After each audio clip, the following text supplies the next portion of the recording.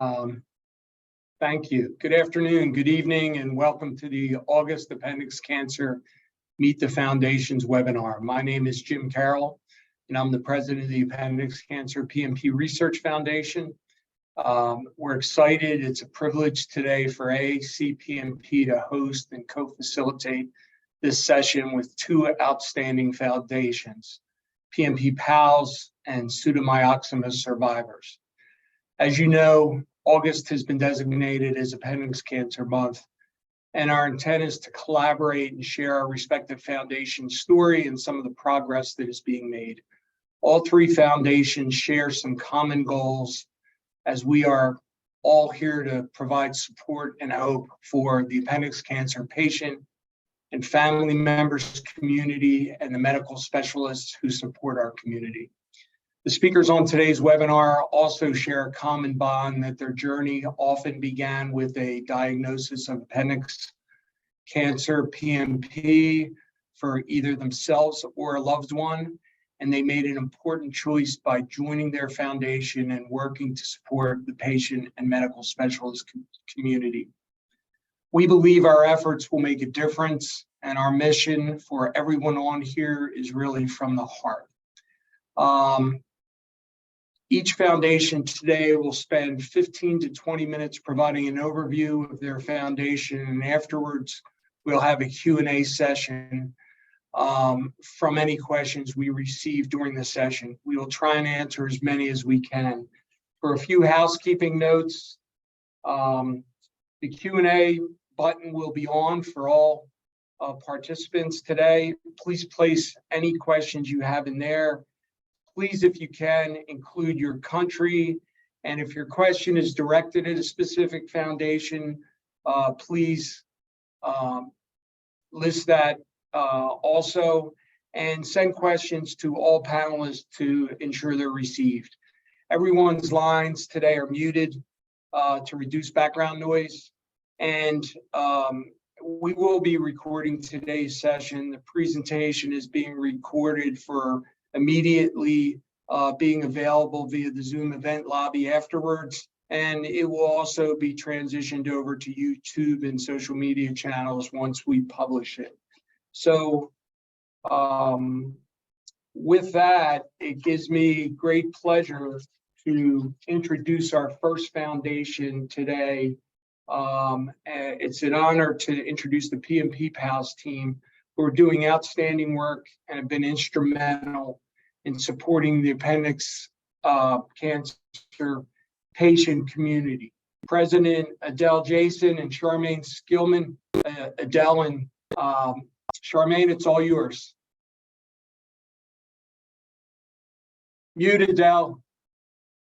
All right, we're learning. Thanks so much, Jim. It's our pleasure and privilege to be here and united with everyone as we raise awareness during this very important Appendix Cancer Awareness Month. And so Alyssa's helping us up with our slides. We'll talk a little bit about who PMP Pals is, our history, our current programs, and what we're doing. So PMP Pals is the world's oldest global volunteer-run organization that gives hope to patients and caregivers with an appendix cancer diagnosis and related conditions like PMP. We are celebrating our 25th year of providing hope to patients. And so we have a meaningful legacy. Our organization was founded in 1998. Next slide, Alyssa. By our founder, Gabriella Graham. After Gabriella was diagnosed with PMP, she discovered a great need for providing information and support for patients seeking treatment for this rare disease. And if you can think back to 1998, the technology, the social media wasn't like it is today. So she was certainly a trailblazer. And in 1998, Gabriella, along with 9 other dedicated patients and caregivers in the US, also in Holland and the UK, founded PMP Pals. And her original mission was to offer references and referrals to PMP patients. She served PALs in 55 countries and in 12 different languages. She built the organization's recognition by holding annual conferences, speaking at events held by her surgeons, establishing a community of surgeons, patients, and organizations, and raising awareness of PMP Pals in our position for patient advocacy and support. PMP Pals gives new patients hope by providing practical information, positive support, stories of life after diagnosis while remaining honest about the challenges of treatment, and all in all, hope. She continued on with a website that had consolidated information, provided handbooks, and a mentorship program where we had pals that paired pals and patients to provide information and emotional support. Sadly, Gabriella did pass away in 2014, and so many of us benefited from her efforts that we continue to carry on her legacy today. We're proud of the patient advocacy work that we do, proud of the legacy that Gabriella left behind, and appreciate the recognition that we've received for that through a Gabriella Graham Patient Advocacy Award that was founded in her name. And both Chris, our past president, and I have received this honor.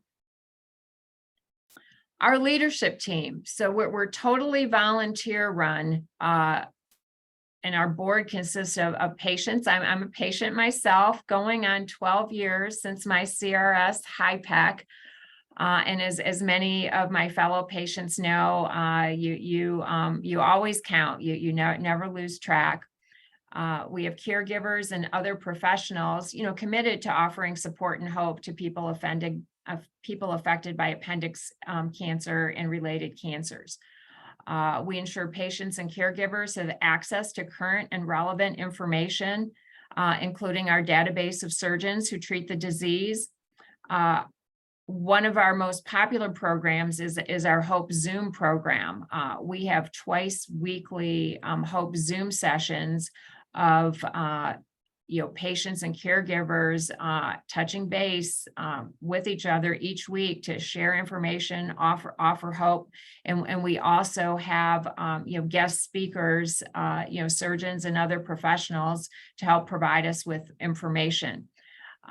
We're talking to patients and caregivers daily, both through email and in social media. Our current board, our pictures were all there. Myself, Charmaine, Mike Weber, Dave Lemer, and Mark McMahon. We also have a host of other volunteers in the form of patients and caregivers.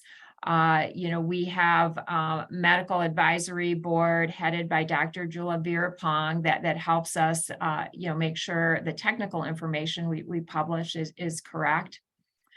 And with that, I'm going to turn it over to my colleague, Charmaine Skillman, who's going to talk a little bit about our programs.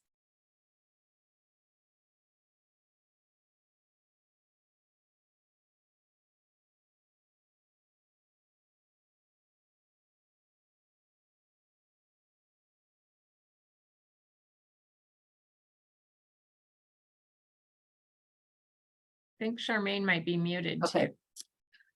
Okay, let's start that again. Thank you, Adele. I will fill in a little more detail about the programs that Adele mentioned. And but first, I want to say for all of our programs, who our target participants are in PALS. We serve anybody who is a patient or a caregiver or other person, a family friend whose life has been affected by PMP Pals or appendix cancer. And that includes, excuse me, not only newly diagnosed patients, but it also includes people approaching surgery, recovering from surgery. It covers people who are about to start a rigorous chemo program and need some support. And it covers people who are dealing with either short or long-term side effects from all of those procedures and the treatment or the disease itself. So for myself, I was diagnosed 25 years ago and had my CRS-HIPIC surgery 14 years ago. But, you know, like many patients, I have a lot of long-term side effects from the surgery, and a lot of patients experience that as well. And a lot of caregivers, you know, their work doesn't stop a couple of weeks after the surgery is over and the person has recovered and gotten out of the hospital. It can go on for years, and we know that. So we serve people at all different stages. What we like to focus on is where the patient is now or where the caregiver is now. What do you need now? What do you need help with? What are you struggling with today? We do have global reach still. We have people who join our Zoom meetings regularly from around the world: Australia, New Zealand, Ireland, Great Britain, India, Middle East. We never know when someone's going to pop up. People join at 3 a.m. in the morning, so we still do have that global reach. So I want to talk more specifically about, well, what exactly do we do? First, Adele mentioned the Hope Zoom program. That is probably our biggest program. We started that during the pandemic when we realized that all of a sudden millions of people in the United States and around the world knew how to use Zoom. It's such a great tool. It's allowed us to connect in so many ways that previously were harder. Even if we knew the technology on our end, a lot of people we wanted to reach were not that comfortable, but Zoom was really a game changer for us. So like Adele said, we meet 2 times a week on Zoom. We meet Wednesday evening in the United States, starting at 6 o'clock on Eastern time. And then on Saturday mornings, we meet at 11 o'clock in the morning Eastern time. We have 2 meetings, hoping that with the time zones around the world, that one of those meetings will work for most people. The meetings are centered around patients and caregivers sharing their experiences. We do talk about a lot of medical procedures and treatments, and even talk about, well, what do you do for this problem or that, side effects, or dealing with different issues that come up. We approach it from a patient and caregiver standpoint, obviously not medical advice because we're not trained that way, but we have a lot of good practical advice that we share with people. We also do physician presentations on different topics, and we post those to our website after the videotape is cleaned up a little bit. So those are permanently available on our website. Another program that is very popular is our Bare Bottoms Bear program and our cards program. These I want to talk about really hand in hand because these are outreach programs that we started many years ago with Gabriella to stay in touch with people and give them that little extra bit of support. The bears we see when people are about to go into the hospital, we will send this bear with the surgical gown just as something joyful and cheerful. People love these bears. They're just crazy about the bears, actually. And it just reminds them that they are thought about and cared about by a group of peers, and that they do have a community thinking of them as they go through these rigorous procedures. The cards, the same thing. We have a group of volunteers who send out cards to people facing challenging situations, or when a pal does pass away, we often will send condolence cards to the families and close relatives just to let them know that, you know, we are marking that person's passing. And a lot of times the family already knows about us. The patient has talked about us. The caregiver has also been involved with our group, but those cards are there to give support to people in their time of greatest need. Let's see. We do still do individual mentoring, like Adele pointed out. That was really a bigger part of what PALS did in the early days with technology being different. But now a lot of people do enjoy the group environment of Zoom. But a lot of times we find out that they need closer individual attention. And so we do have volunteers, like Adele said.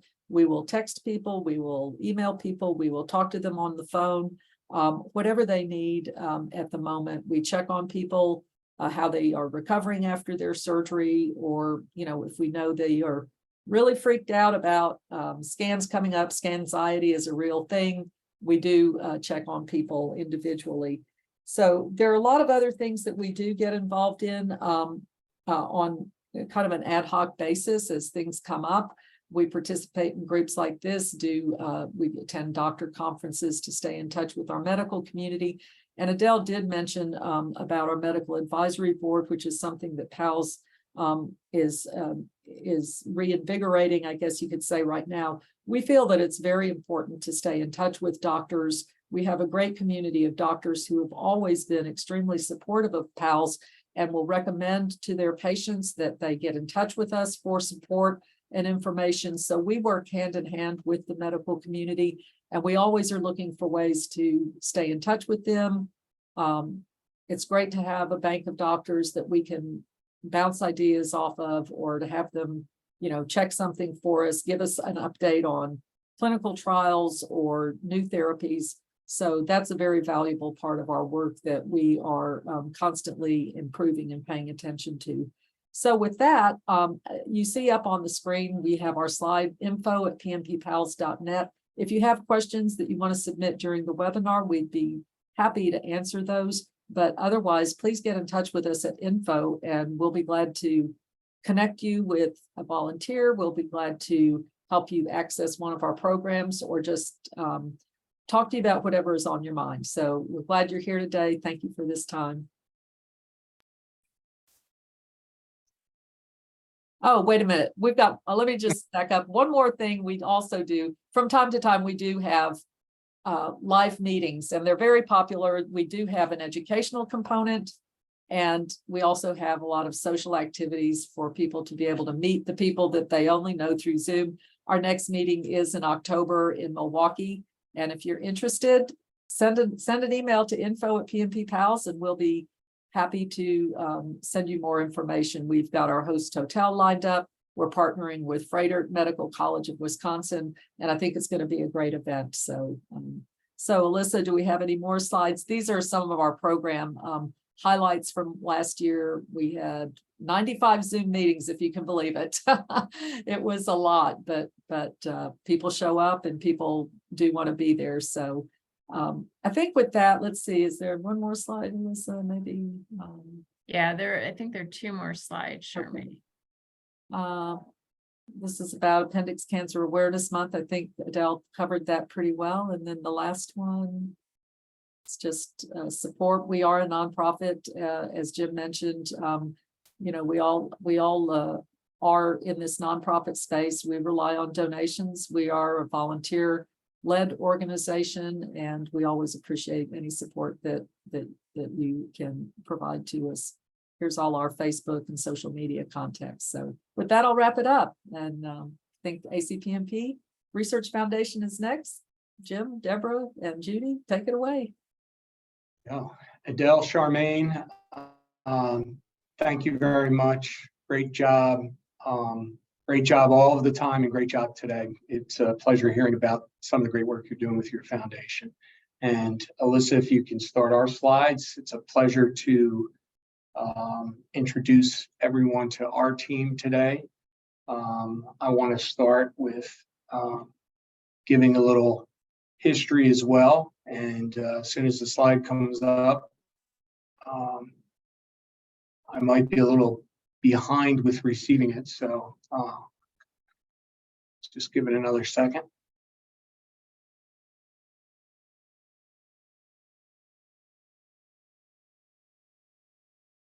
You all right, Alyssa? Yes, 1 second. Just having one technical issue, but it'll be up in just a second. No problem.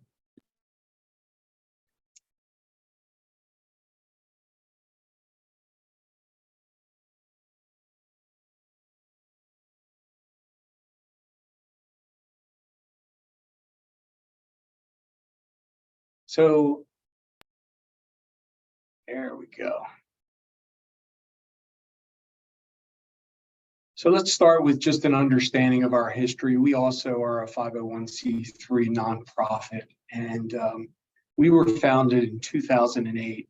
And our initial mission was to fund and support research to discover new treatments for appendix cancer with the hope of one day finding a cure. We fund and support educational programs for healthcare professionals, patients, caregivers, and families to keep pace, hopefully, with the evolving science and to increase awareness about the rare cancer. We were originally founded by a group of, I believe, 8 individuals who were all affected by the disease. In particular, our primary founder was Lisa Kurtz Luciano, and she was a wonderful woman. She was a mother of 8 who immediately upon being diagnosed recognized a gap in support relevant to dedicated research. And, that was why she initiated the foundation. So along with several other people, started what at the time was the PMP Foundation. And another one of those founders was Michael Dvorsky, who was a wonderful man, and we had the pleasure of working with them. Judy and I joined, I think, in 2009, and sadly, both of them lost their lives and passed away from the disease. They do leave an outstanding legacy of hard work trying to move the progress of this disease further down the line. Next slide, please. Since then, we've had a number of board members that contributed to bringing the foundation to where it is today. Our team is shown here with me being the president, and my role and focus is kind of general administration, number one, and then secondly, focus on fundraising. Judy Culbertson, who has been here for 17, 18 years as well, is vice president and treasurer. Her focus is on the financial end of the business, the accounting end of the business, and also participates in fundraising initiatives. Deb Shelton joined us over 5 years ago as vice president and executive director. And Deb does an outstanding job with all of the scientific end of the business, from leading our and being the liaison with our scientific advisory board, our medical advisory board, and really focusing on all of the science end of the grant program and anything related to science research and education. Most recently this year, we've had some great add-ons in Alyssa Strackbine, who's here today, and Alyssa joined us this year as our operations coordinator full-time. And I would only say that Alyssa does a little bit of everything. And in the time that she's been with us, her work has been outstanding, and we're very appreciative of her.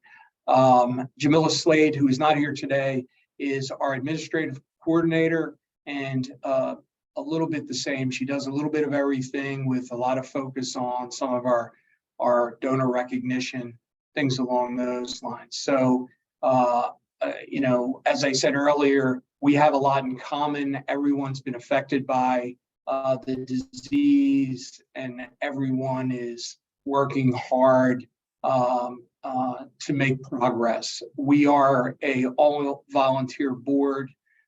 And with that, I'll turn it over to Deb Shelton. Deb.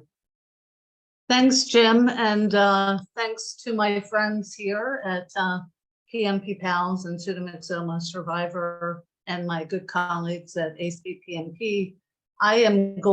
Those of you that know me know that I get very excited about all of the work that we're all doing, and I tend to talk too much. So I'm setting my timer.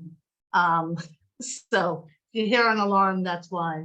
But let me try to just go through a few slides, mostly focused, as Jim said, on the research education side. So ACPMP has a long-standing medical advisory board. The members are shown here. Many of the members have been on our board for quite some time. We have Dr. Lambert as our chair, and very excited to announce that we now have a new medical oncologist, Dr. J.P. Shen, out of MD Anderson. Our medical advisory board provides ACPMP with guidance on all of our educational materials in terms of the clinical research, good practices, scientific. They help us with all the materials that we have on our website directed to that, are kind of ambassadors to the medical community on behalf of ACPMP, and also on kind of an as-needed basis are available to us for questions that we need answers to help us help patients and caregivers navigate their diagnosis, their clinical care, and clinical trials in particular. I get a lot of phone calls. I talk to patients and caregivers every day in search of clinical trials. And so this medical advisory board is really critical to getting quick gut checks on some of that to make sure that we're aware of the latest and greatest. We also have the scientific advisory board, and the scientific advisory board is focused exclusively on our research grant program. So this is our core board. We have Dr. Holavati out of Vanderbilt as the chair. Fortunate to have Dr. Overman out of MD Anderson and Dr. Vantanopoulos out of Wake Forest. What we do is we mentor complement this nucleus of our board with subject experts necessary to review whatever research grants that we get when special expertise is needed, whether that's, pathology or tumor profiling, that sort of thing. But say that our nucleus of our scientific advisory board all have extensive experience on both sides of the equation, both as applying for research grants, getting research grants awarded, but also reviewing those grants. The PMP Research Grant Program, the CAST Research Grant Program is what we've been doing for years. There was a big shift a year or so ago where now ACPMP has its own internally administered grant program. We had been under the umbrella of a different organization, NORD, the National Organization for Rare Diseases. But our Catalyst Research Grant is a 2-year, $50,000 grant. We aim every year to fund at least 2 of these grants. These grants are intended really to be seed grants.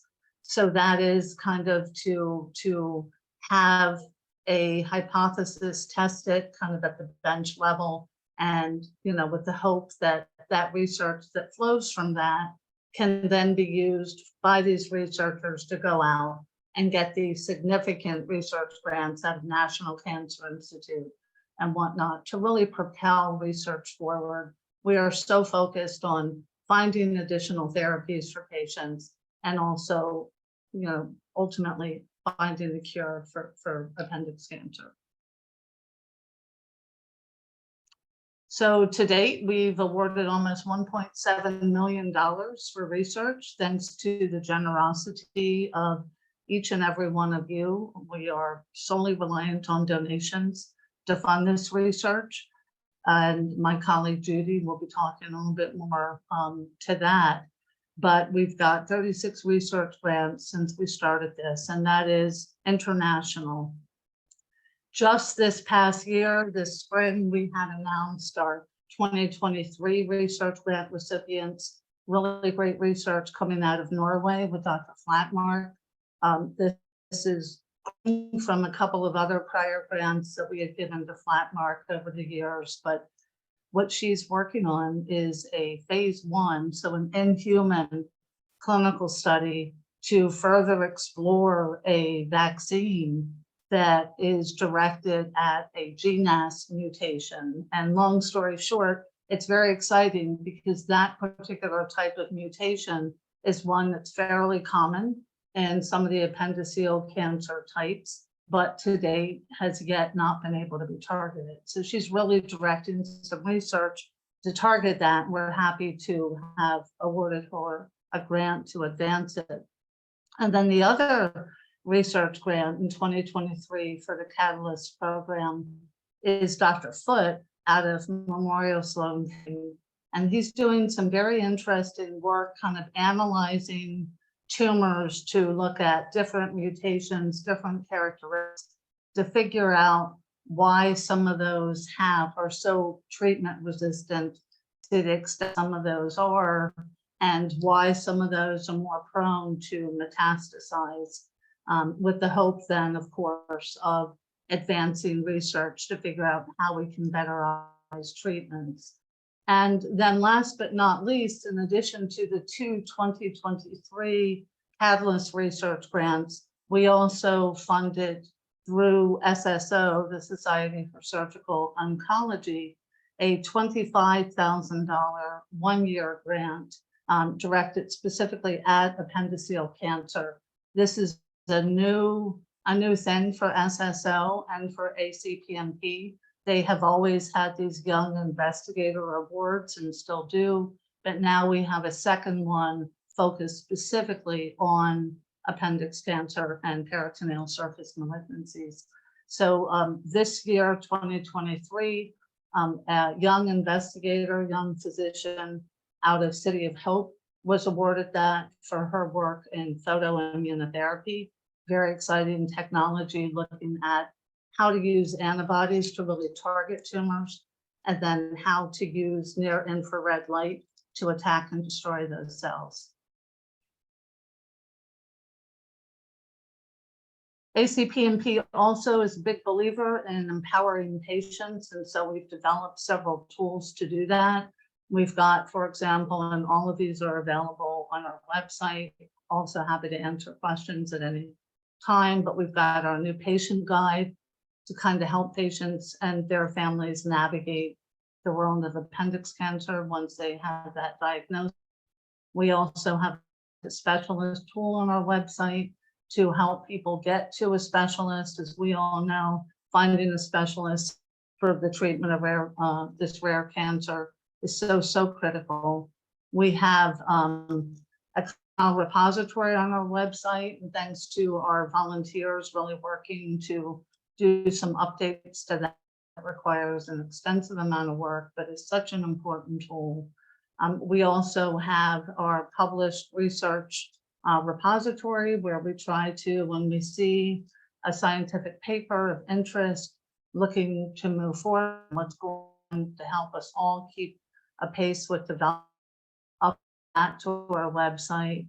And last but far from least, we have a natural history study known as the patient registry, that, and basically this is a patient data across all aspects, from collecting data on a patient's background, environmental exposures, ethnographic information, to the diagnostic odyssey, to the treatment, to the post-treatment, with the hope that then this massive collection, other tools to further develop treatments for appendix cancer. I did want to, go ahead, Alyssa. I wanted to say on the research grant side of things, we went over the 2023. Stay tuned. We're going to be releasing opening up the RFP, request for proposals, soliciting research applications for our next Catalyst grant cycle. Within the next couple weeks, sometime in August, we're going to be announcing that, with a deadline for applications in December. So we're already moving forward on getting that next cycle, next batch of Catalyst research grants, and working on some additional features to that grant program that we'll be announcing soon. That's my alarm. I'm glad I said it, but I'm almost finished here. That was my 1-minute warning. Last but not least for me, with our education program, some good things going on. For past events, we've just kicked a monthly educational program where we're really trying to focus on new research, innovation, to help us again all keep informed. So we hosted Dr. Holavati in May on her genetic study that she's looking for, trying to see if there's a potential genetic link to appendix cancer. And then in June, we hosted Dr. Shen, and he did a very interesting presentation on treatments of low-grade appendix cancer, the distinctions between it and colorectal cancer, and some genomic sequencing work he is doing. We've got 2 events coming up in August that we're very excited about. One next week on the 16th with Dr. Greenbaum, looking at a high-tech survey she's working on, a decision regret model, and a clinical trial, how to navigate at the end of the month. Stay tuned for that and register if you haven't already. We have our, for the awareness month, the Light Up campaign has been really in full throttle. I think you all have seen that, where we're trying to light up in amber landmarks all across the country.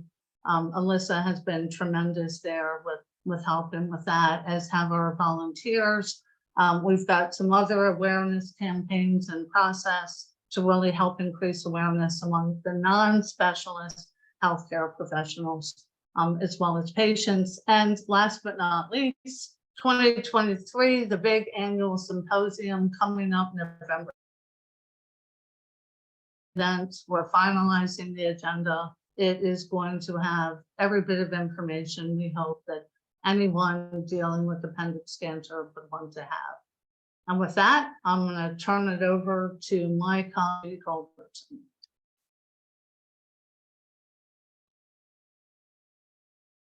Thanks, Deb. And thank you to Pseudomyxoma peritoneae or Pseudomyxoma Survivor, excuse me, and PMP Pals for joining this collaboration for Appendix Awareness Month. Just as a side note, PMP Pals, when my husband was diagnosed in 2004, we received cards from them and brochures, because actually at that time, there was no other resources. So that's how I got started on my journey. So I'm on the finance committee, and part of the finance is the fundraising program. So I'm just going to mention some of the recent and upcoming initiatives that we have started. And we have the formation of the fundraising committee this year, along with the formation of the grant finding subcommittee. So that's very important to us, that we can search out grants for funding instead of grants that we are giving out. And then obviously this year we had the 17th annual appendix cancer walk. Actually, the first year, myself and Jim Carroll, we had started that after my husband Dutch had passed away, which was started in 2006. And that's how the walk pretty much got started. At that time, Jim and myself were considering starting a foundation, and Lisa Luciano started it. So we just jumped on board with her, and that's how I became, and Jim, board members.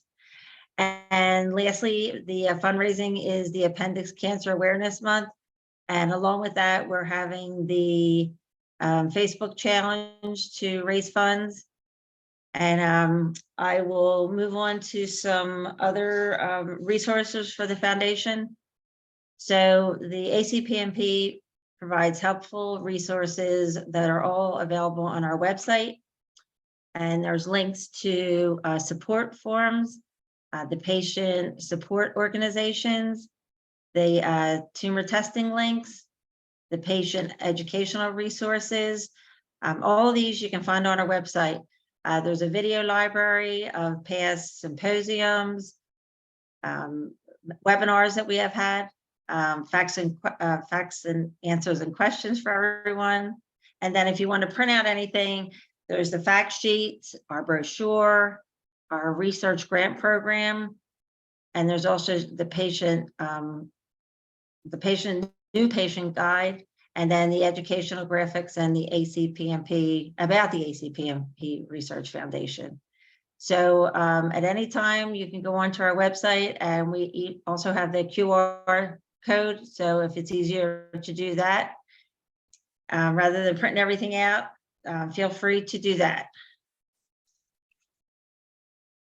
And so how to support the ACPMP Research Foundation. Obviously, that is lots of fundraising.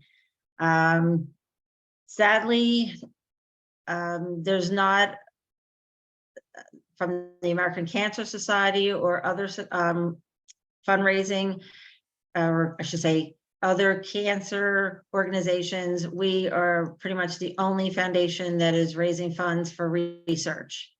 So it's very important for us to continue this fundraising for our peer-to-peer events.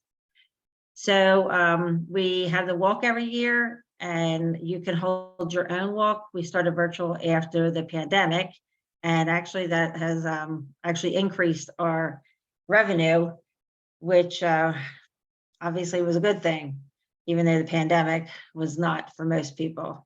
So you can hold your own walk, your bike race, obviously the Facebook and Instagram fundraisers.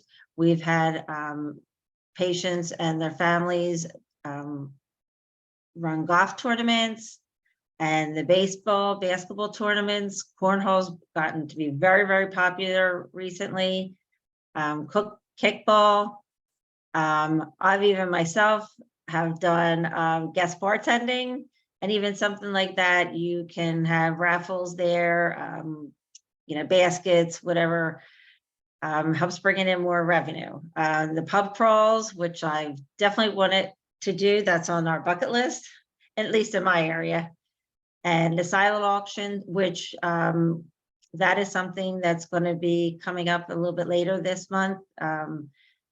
So if anyone has any items they would like to donate to the silent auction, it's called Bidding for Good. And charity dinners. And of course, on my bucket list again is a gala for the appendix cancer community. That actually has been on my bucket list for quite a while. So as you can tell from the pictures, we have, those photos from the different events that other people have organized. So any of the volunteers or family members, patients, if there's anything you would like to do to raise funds for the foundation, we are here to support you.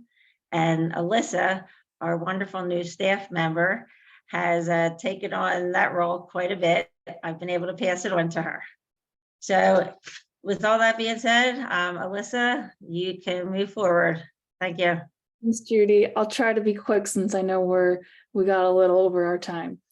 As you may know, August is Appendix Cancer Awareness Month, to increase awareness of this rare cancer and the need for more research to discover new treatments with the hope of one day finding a cure.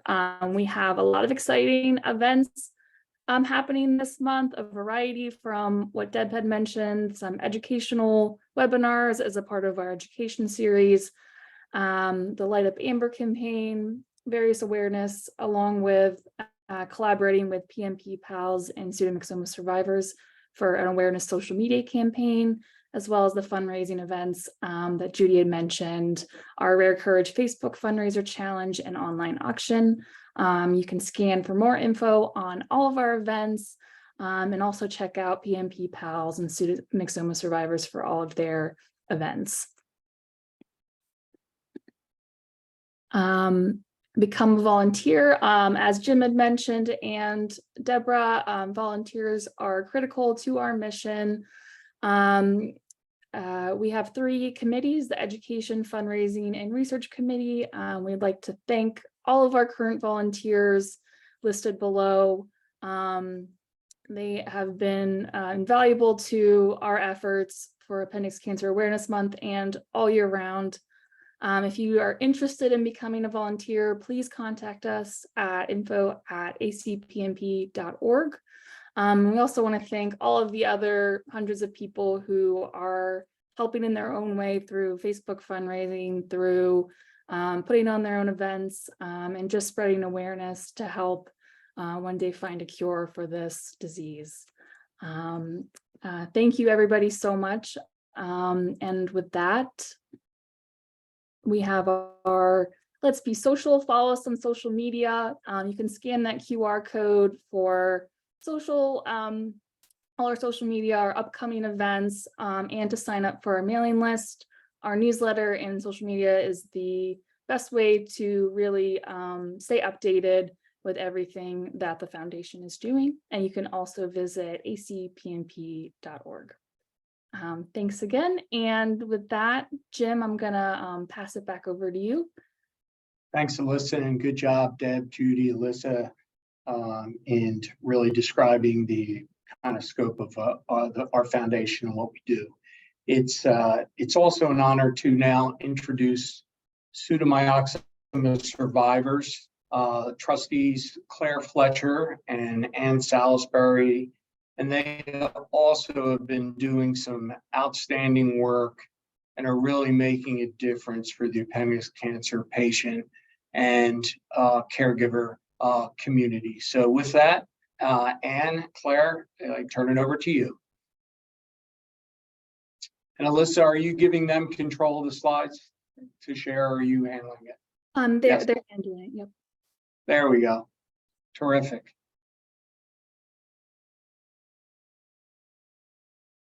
You guys are on mute. There you go.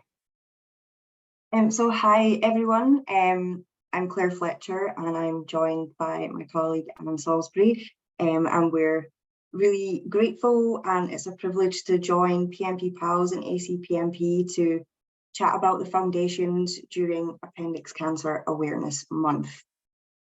So I'll give a little bit of background on the charity, talk about the support we provide, certainly from a patient perspective.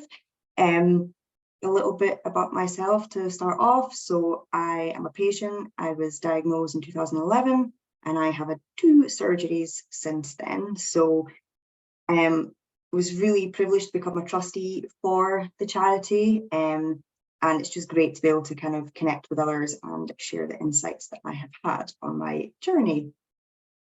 So Pseudomyxoma Survivor, it was established in 2011 by Dawn Green, and she realised at the time that there was not a lot of support in the UK for people who had appendix cancer, and she set up the charity with a vision of supporting and connecting with others who were affected by appendix cancer.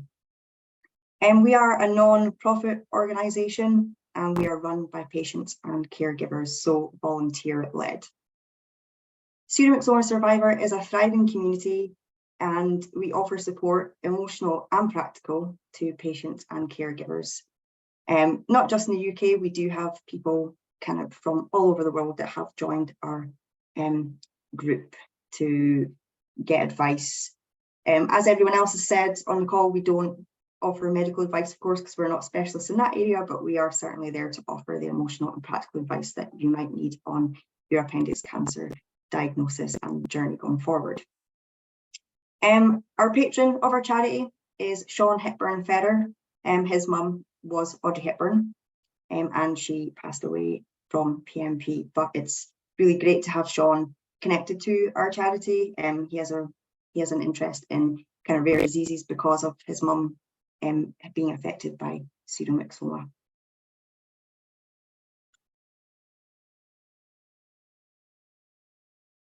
Let's see if I can get my slides to move.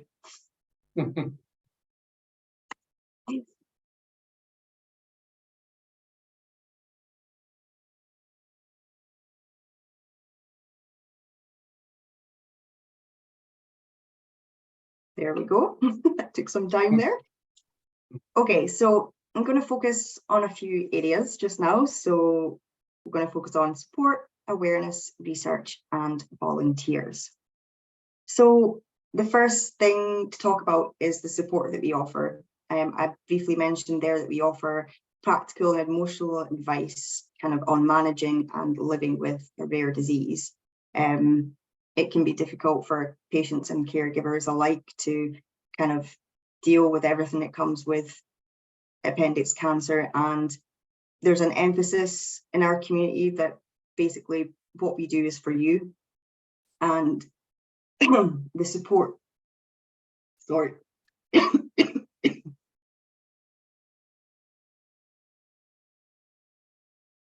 Supporters are the reason why we exist. Every day we see how the support that we do and the community spirit that is in our group helps people in a real way. And I think that's a real privilege to be able to do that every single day. The next point, and a really important point, the charity is run by patients for patients. From being a buddy, which I'll talk about shortly, to helping out on our social media channels, to even raising awareness. It's really amazing what we can achieve when everyone works together. And I think volunteers do an amazing job for our charity. So for the research side of things, and we'll speak about that in a little bit more detail, but we are committed to improving the lives of people who are affected by PMP, and we've funded several important research projects, which I've said I'll chat about shortly. And awareness, super important. Everyone's kind of mentioned that, from having our shop to fundraising to being part of, there's a group in the UK called Cancer 52.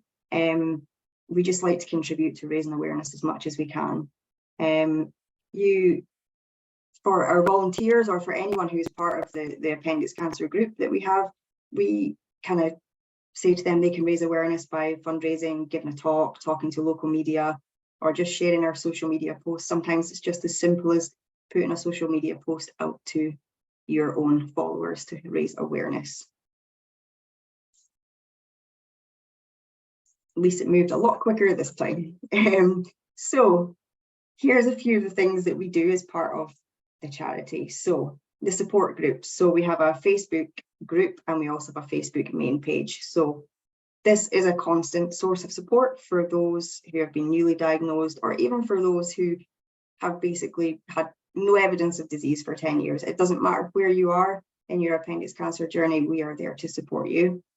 The private group is a really great space. It's something that I've relied on and has helped me a lot over the kind of last 11, 12 years. So it's just basically where people can come in and ask questions, chat with peers.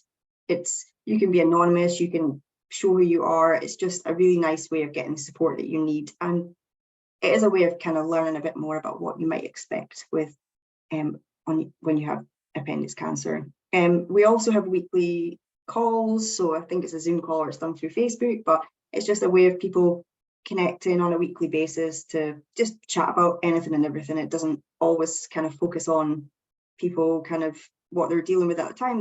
It's just a chat with people, like many people, friends, and it's a really great way to meet people. And we also have our buddy system, which is brilliant. And one of our volunteers, she runs it so well. It's a really great support system. The buddies are on hand to lend a sympathetic ear and basically offer insights from their own experience, which is really important sometimes if you're newly diagnosed, just to know what to expect, or at least hear from someone else that's in the same position as you. This can be done face-to-face, it can be done by email, telephone call. And I think the main thing to take from this is that we just want people to feel supported, to not feel alone. And it does help to chat with someone who can relate to how you feel. So we also have email support and telephone support. We obviously get emails, Facebook messages, Instagram messages. People will call us up. So we do try and connect with as many people as possible this way as well. So, it's a first point of contact, and then often we'll try and refer them on to the group or to the buddy system. And it just helps people kind of connect with us a little bit more and feel supported. And then we also have our family grants, which is just a really, really great way that we can support patients and caregivers. It's basically a one-off payment of £250 for anyone affected by PMP.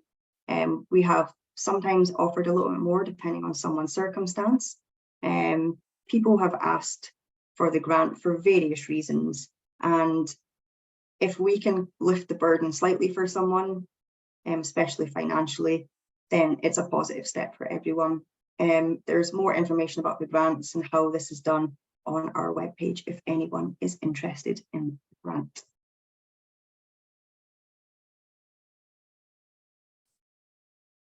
And then the other support that we include, so we have 2 main hospitals in the UK that perform the operations for PMP patients. So there is one in Manchester called the Christie, and there is one in the south of England called Basingstoke. So the Pseudomyxoma Survivor funds accommodation at the Christie for caregivers, basically just, again, lifts a bit of a burden when you're kind of having to stay there with your partner or family member or friend for a kind of long period of time. So there's accommodation there for everyone to stay in. It's close to the hospital, and it just, yeah, I think it just helps kind of support caregivers who are down supporting their partner or family member. And then we also have accommodation at Basingstoke. So the accommodation at the other hospital isn't funded by us, but it's connected to the hospital, but we have given money and we've basically funded for the apartments to have televisions in them, which I know seems like quite a small thing, but I think when you just kind of want that little break away from everything that's happening, I think it's quite an important thing that we have kind of as much things in place for caregivers as possible. And then we have the physiotherapy program. Our group members have absolutely loved this. It's designed for people who are post-operation. I think a lot of us know it is really hard to get moving after the operation sometimes. You often feel like you don't always have the best range of movement. So this is a way of getting people kind of up, moving, connecting, talking, and getting them back to maybe not full health, but back to a good standard of health. And I know that one person who did the physiotherapy program, I think maybe continued this a little bit more, and I think ended up going on to do a 10K run, but we will continue with this program, and it's a really, yeah, another great way that we support our group. And then we also have patient and family gatherings. We try and organize dinners, lunches, meetups.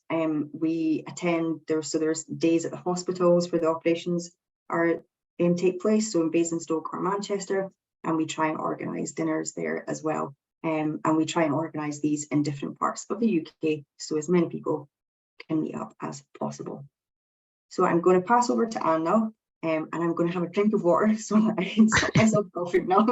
Thanks so much, everyone. Thank you, Claire.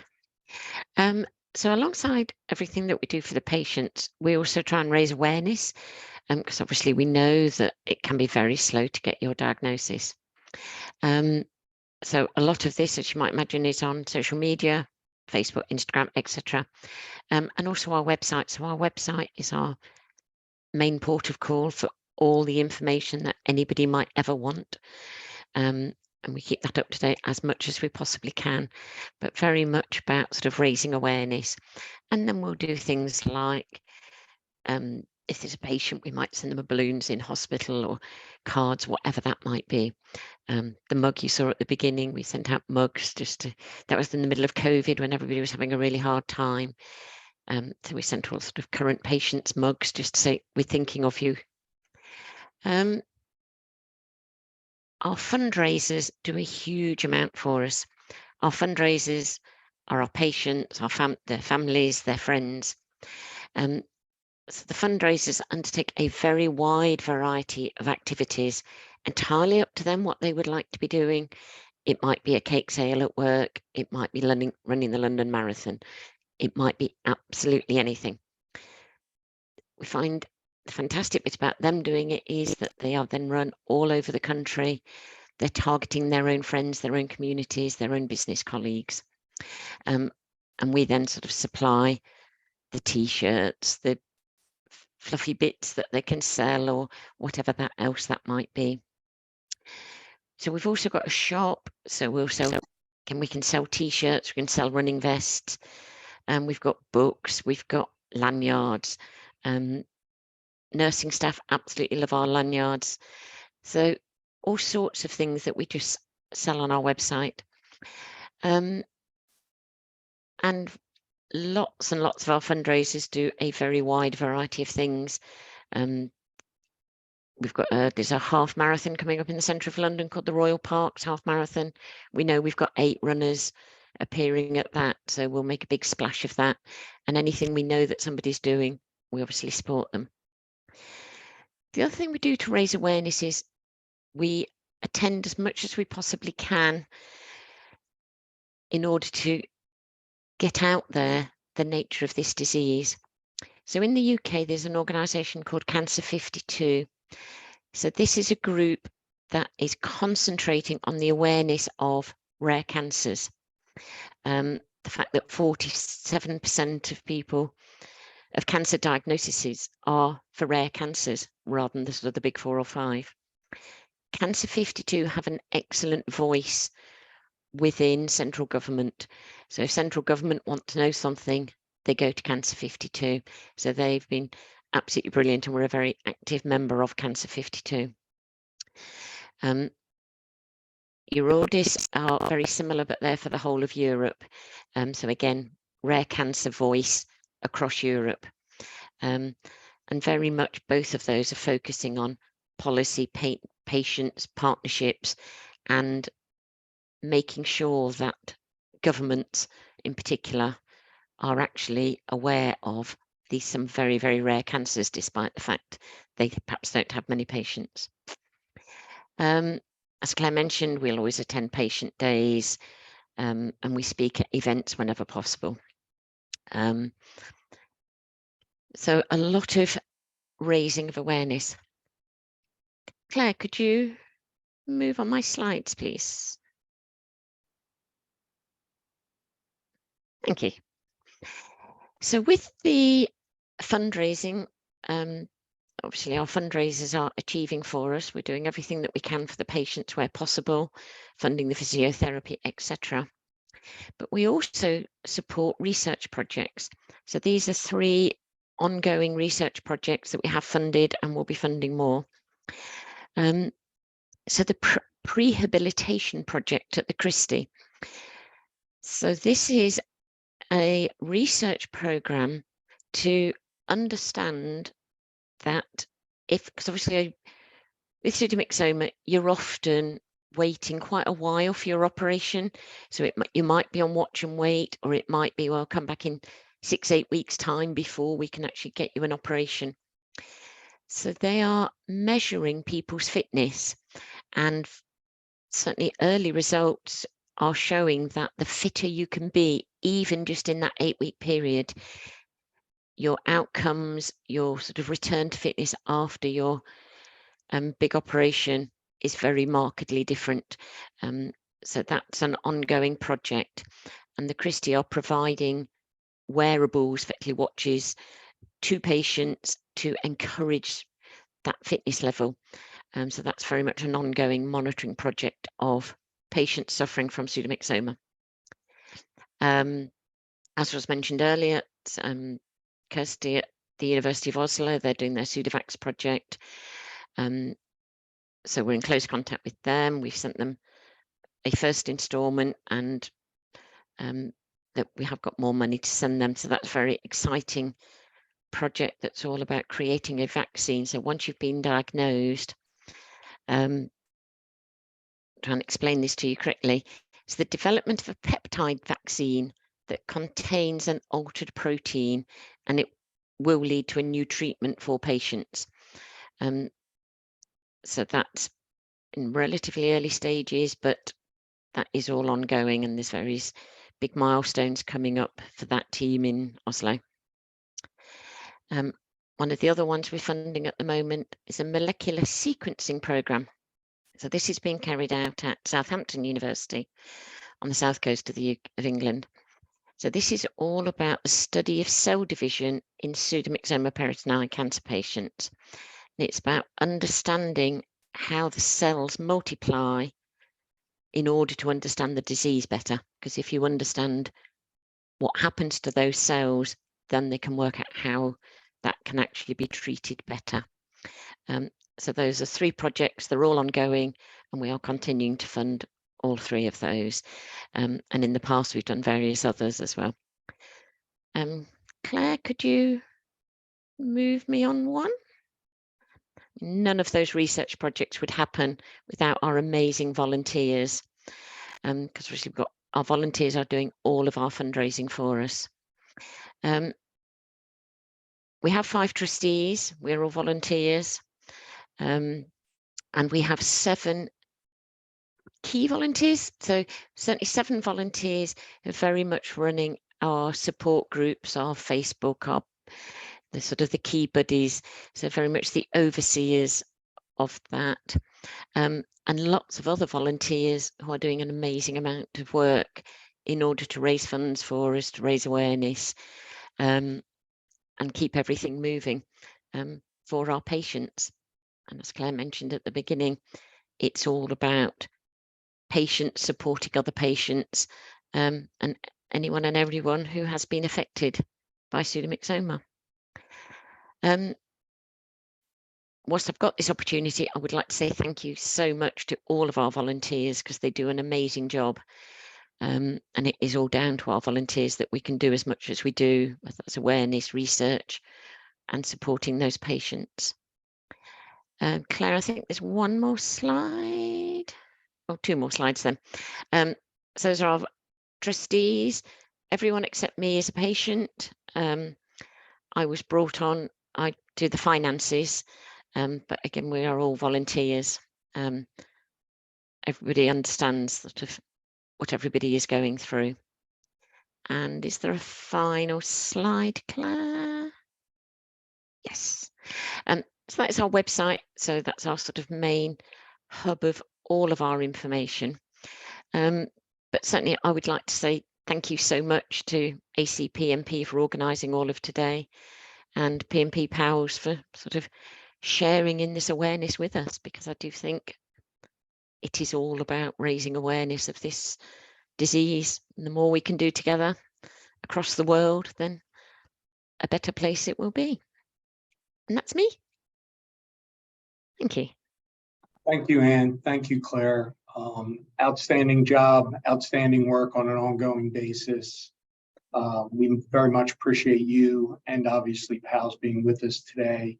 We can move on to the Q&A. If you guys can kind of glance down at it, I think we can probably knock some of these questions out. And if you want, I'll try to tee them up a little bit. And Deb and Alyssa, if you see something that you want to tee up to the other folks, please do. But I'll just kind of go one at a time. The first one is from the Netherlands, and it just says, how do the foundations maintain contact with supporters? So Alyssa, you want to start it and then pass it to PALS and survivors? And I think the answer is kind of the same for everybody, with everything from social media to email lists. But if you want to jump on that, that would be great. Sure. Yeah, we like you said, like Jim said, oh, 1 second. Like Jim said, through social media, our newsletters, phone calls, one-on-one support. We're happy to, talk however is best for you. So through all those outlets, we're happy to support wherever we can.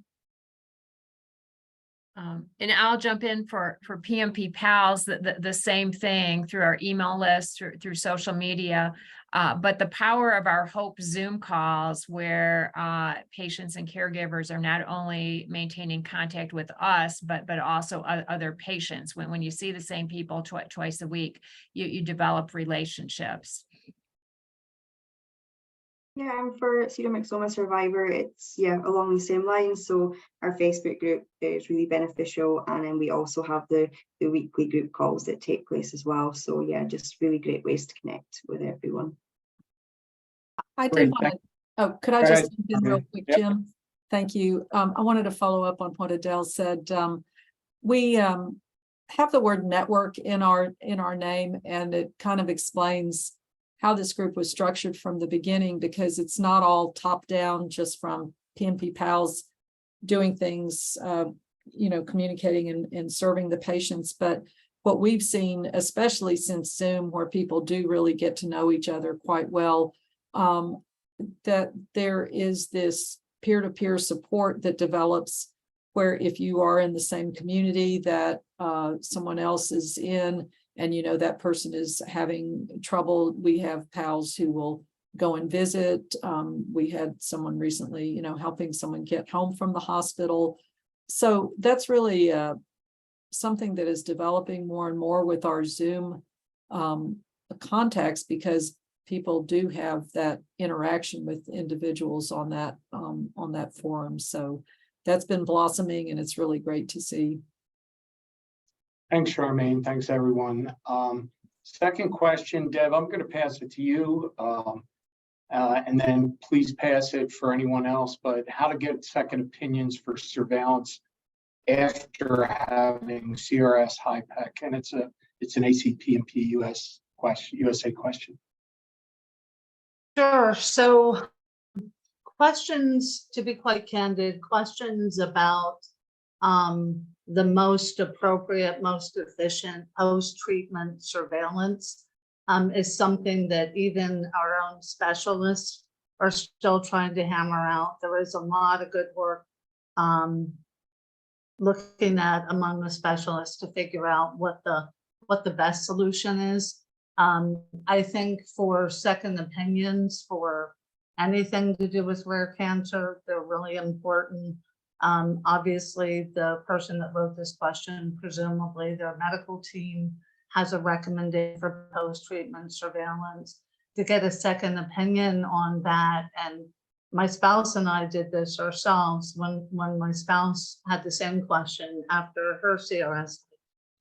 You could reach out. I mean, from an ACPMP perspective, you could go to our Find a Specialist tool and look at the specialists on there and then reach out to them for a second opinion. How you might want to position that is to say, hey, here's my history, here's where I've been, here's, you know, how I've been treated so far, here's a recommendation for post-treatment surveillance. Can you take a look at this and see if you have any additional advice that you would offer or anything different? I'm sure that my friends at PMP Pals and Pseudomyxoma Survivor might have some additional thoughts. Yeah, I'll just say we learn so much from each other. So again, on our Hope Zoom calls, we have other patients weighing in, and people are able to compare what their surveillance is, you know, just to get perspective. And I will also say the specialist group is so special. I mean, they are the first to encourage second opinions, and it really is all about the patient getting the treatment plan that is right for them and they're most comfortable with. So I believe our specialists encourage that as well.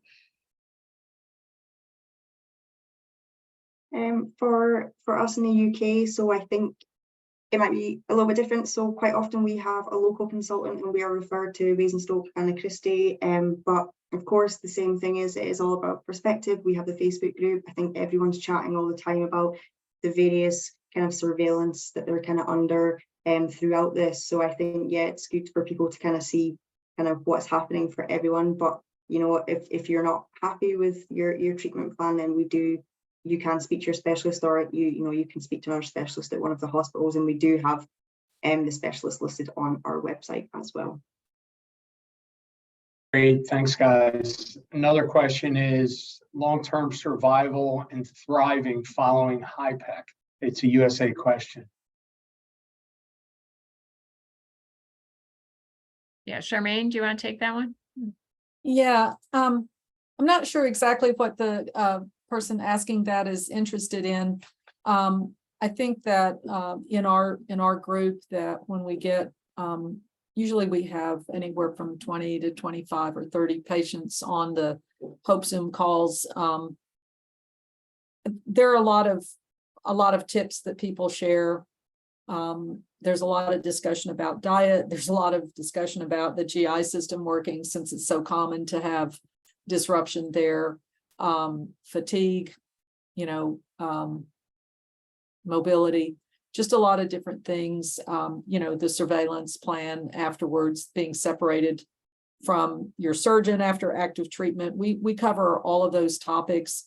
And I think one theme that I'll just throw this out that has kind of been developing lately, because we do discuss, you know, the GI tract so much, we're recommending that people do take advantage in the larger hospital centers of using the nutrition services that are there, because the nutritionists are really very knowledgeable about the impact of cancer treatments, the surgeries, and I think that's an underutilized resource. So we try to help people look at that, but I would just encourage anyone who's listening to join our Zoom call, even if you don't want to share your story. You'll hear a lot of really interesting things that people are doing to live fully after their surgery or after their chemo treatments are finished, or even with their chemo treatments. We have several people who are doing long-term chemo and outliving their prognosis by many years, to their physician's surprise. And so we have a lot of people thriving, and they're always happy to share their stories. Thanks, I would, Charmaine. if I could just chime in really quickly on that too, on the, because I see a couple of questions about the long-term survival, which is that question Charmaine just covered so eloquently about the thriving piece. But in terms of outcome, I would just say that, you know, the data is so overall all over, and you know, you can really get spooked, in my opinion, by just starting to go on what I call Dr. Google. The fact of the matter is that many people do really well, even with some of what's thought of as some more aggressive histologies. And there's a lot of very interesting scientific literature that's now coming out with some studies that are being done, and that ACPMP is really invested in trying to further research that says, well, intellectually, it should be the grade and the type of appendiceal tumor that would tend to drive outcomes. But what's being discovered in practice is that it's actually more complex than that. It's not necessarily just grade, just type of tumor. It's also what kind of mix of mutations one may have, and some mutations are actually a very positive indicator. And the bottom line here, though, is that many patients do really well, as Charmaine said, for years and years after treatment. And so I will just echo my friends there. There's just a lot of good. Thanks, Deb. We've got a few more questions. How you will help surgical oncologists in developing countries?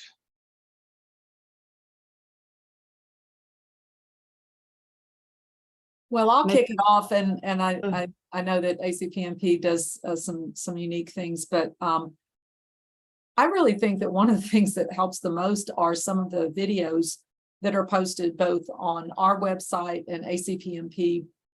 We both do, we have a whole bank of doctor presentations, and I actually believe that some of the new physicians who are getting into this area can actually learn a lot. And I think that the ones that don't have the same kind of mentoring availability that maybe we have in the United States, especially at some of the larger cancer centers, we have some of the top experts in the world in the United States, and they have shared their knowledge through these videos on a number of topics.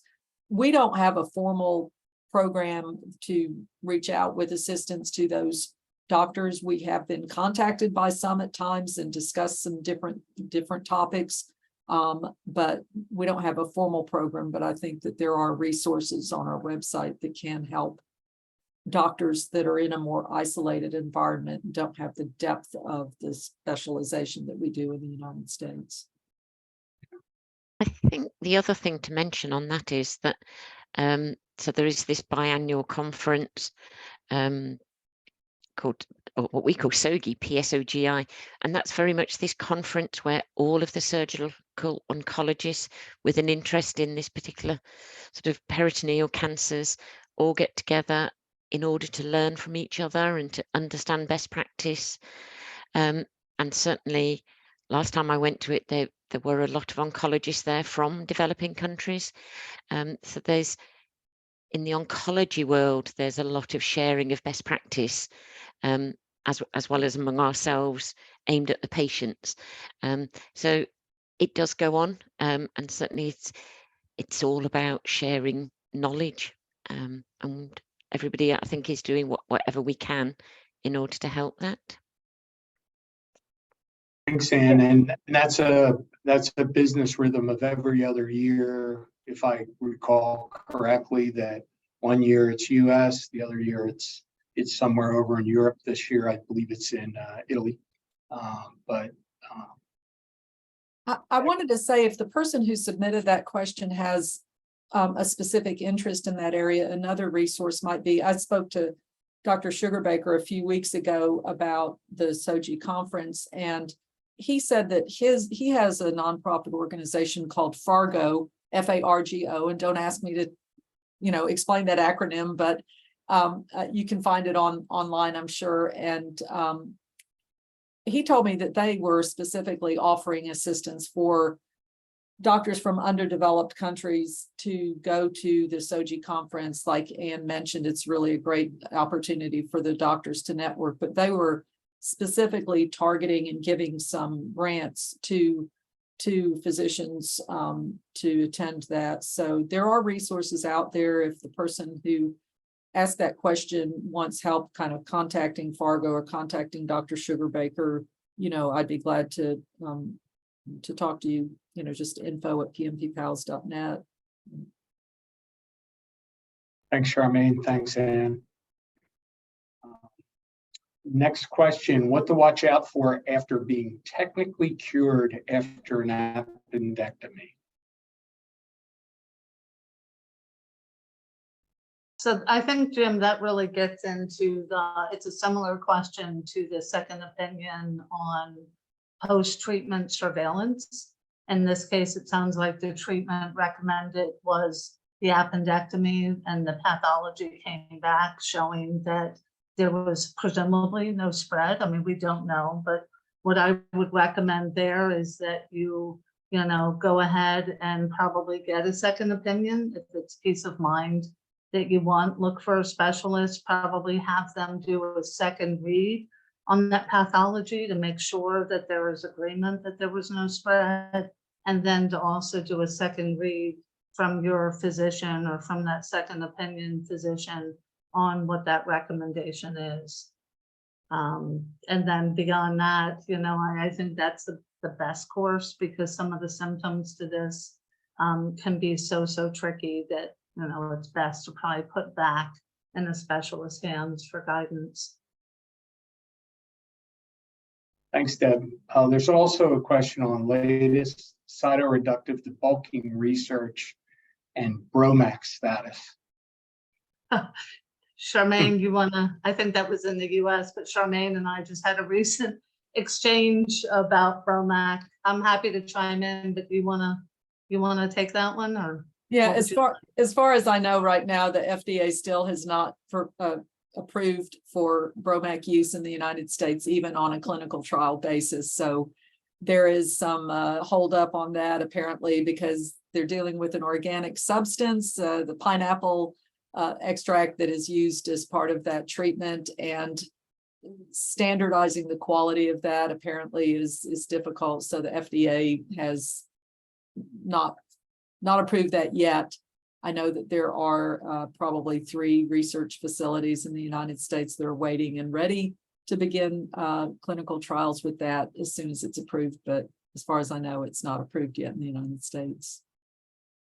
That comports with my understanding as well. It's not even a safety issue, but it is, FDA really regulates manufacturing of drugs very stringently. And as Charmaine said, my understanding is that it is much more of a manufacturing to get that consistent with what FDA called in the manufacturing practices. So meanwhile, remaining hopeful that that will soon open up once FDA approves that IND to have a trial. Thanks, guys. I know that there's a lot of people anxious on that. We've seen that the last couple of years, a lot of questions on it, but a couple of last questions. How often should I have a CT scan, and are CT scans harmful? And that's from somebody in Charmaine's backyard, Texas. Adele, do you want to take that one, or? Well, that's who all has a part medical of the, license? yeah, the surveillance. So what your specialist recommends. I mean, we commonly see patients having a CT within the first 3 months after surgery, and sometimes get pushed to 6 months. It is long-term surveillance, and CTs are accompanied by blood work, testing the tumor markers. And so it really is an individualized treatment plan, but we do see more frequent CT scans closer to surgery. Are they harmful? That there are facilities that have lower dose radiation, CT scanners. So that might be something to look for. That there's also discussion about an MRI in addition to, or maybe replacing the CT. MRIs are much more difficult for the medical professionals to read. So somebody skilled at reading those would need to do that, but it's all part of your individualized surveillance plan. We did hear from a patient recently on Zoom who said that her doctor said, well, she was having a complication. I think maybe there was some suspicion of a blood clot, and they were going to use a sonogram initially to look, and then if they found something, they may go in and follow up with a CT scan. But because of her treatment plan, she'd been exposed to a lot of CTs in a short period of time, and he basically did say, we're not going to do a CT unless we feel like we have to, because of the accumulation of the radiation. So it is a concern, and it really varies from patients. But if you are experiencing a lot of problems that have caused you to have those scans more frequently than just a general surveillance plan would indicate, I think then sometimes the doctors do get concerned about exposure. Yeah, just really quickly, what we did in my family with my spouse due to some similar concerns, and of course, you have to really talk to your physician about this, but to my spouse, surgical oncologist who thought in her plan is she did the CT scans on a periodic basis for the first 3 years, and then just last year, in the 4th year, she switched to an MRI just to make sure that was consistent with what the CT was.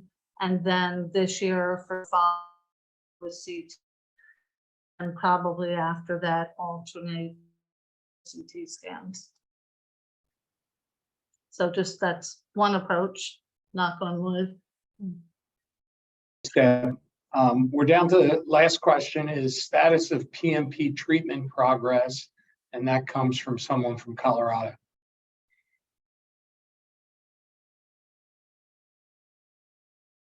I mean, I'm happy to jump in, but I certainly don't want to monopolize. What would you all like, pals? Well, I think that we just hear of new therapies that are being tried, immunotherapy, new surgical techniques, like some of the injecting substances that can help find tumors during the surgical process. I don't know about new chemo drugs. Haven't heard. Well, I guess they're around the edges. There's a little bit of new stuff, but I think it's hopeful. There seems to be a lot of research going on, a lot more. Deb, don't you think? There's so many more articles that are being written. I think that finally there is more attention on this disease. So I'm hopeful that. I'm hopeful. ACPMP is hopeful. Absolutely. There's lots of research. ACPMP is eager to fund a lot more of it. But I think that you're exactly right. I mean, it's kind of a multifaceted approach to improving treatments. One, similar technologies to Bromac, where it's like, okay, PMP, we've got all this of mucin, how can we dissolve mucin and then follow up with a two-step to really attack the cells that are within the mucin. But, you know, there's also, as you say, to improve surgical outcomes by there's a good clinical trial going on now looking at maybe how to get some of the smaller tumors more apparent to the surgeon so they can be resected to really have a translation and avoid so-called recurrences, which could be from residual tissue. There's lots of good research going on to look at still optimizing the perfusion agent, the agent that's used in HIPEC. Maybe there's something there. There's some good research going on, for example, looking at paclitaxel again, rather than mitomycin C and some of the more conventionals. There's good research going on to look at, okay, we have this cohort of patients now that are ineligible for CRS HIPEC, whether it's because of tumor burden or location, or perhaps their physical standard is not up to, it needs to be the so-called ECOG status. So really looking at how to optimize all of that so that we can increase the swath population that is eligible for CRS HIPEC in the first instance. Thank you, guys. That clears the questions. So I just want to kind of close it down. I have a couple final comments, but I'd like to kind of go around the horn and give everyone an opportunity. If you have any closing comments to jump in, why don't we start with Claire and Ann? Is there anything to close this out that you'd like to jump in with? And then we'll go to Pals, and then we'll come back to our team. But any final thoughts you'd like to jump in with, or are you good for today? I think from my point of view, it's been excellent to be here in this room with you all, and to understand what is going on across the world, and that we are all, we're all focused on exactly the same thing, which is helping our patients. So, but no, been really good to all be in the same room. So thank you. Great, well said. Pals? Yes, I agree. I mean, the need is great, and raising awareness is important. And with what we do, the power of hope is so important, and that's what we do, you know, day in and day out, you know, doing our best to give patients hope and provide them with information, resources, and support as they're on their various journeys. Could I just add real quickly that I hope that the people that are watching this come away with the understanding that the people here today and the people that are involved in our organization is just a tremendous volunteer presence. It's a tremendous effort to get the support from so many people in the community through fundraising. And this truly is it's a community effort. And I think that we are seeing progress. I really like that last question. I do believe we are seeing progress, and it's due to the efforts of so many volunteers and so many people who have contributed to all of these groups over the years. Thank you, Charmaine. ACPMP, anyone want to jump in? I would just say that I think that this program and these three organizations really gives presence to the slogan that together we are stronger. I mean, you know, we've all got to work together. We all have missions that are so critical and so complementary, and nobody wanted appendix cancer to land on their doorstep. But I just have to say, personally and professionally, since that did happen, at least in my house, that if I were to stand shoulder to shoulder with other people in the community, this is a real blessing to work with all of you. And all of the patients and families out there. We might be a rare cancer, but we're a mighty army, and we really are stronger together. Thanks, Deb. Judy, Alyssa, you good, or any closing? Okay.